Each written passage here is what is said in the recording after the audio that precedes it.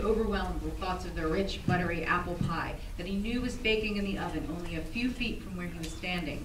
Once or twice he let his eyes flick away from the window in the kitchen door in order to mark the ants' progression. But it was only after he saw Mrs. Marble pull the golden-crusted beauty from the oven that he gave the ants a real looking at.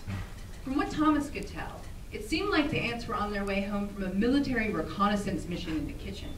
They marched single file down the concrete steps that led to the kitchen door, across the sidewalk, and into the grass. They each carried a small piece of white fluff on their backs, which to Thomas made them all look like they were wearing little Angora sweaters.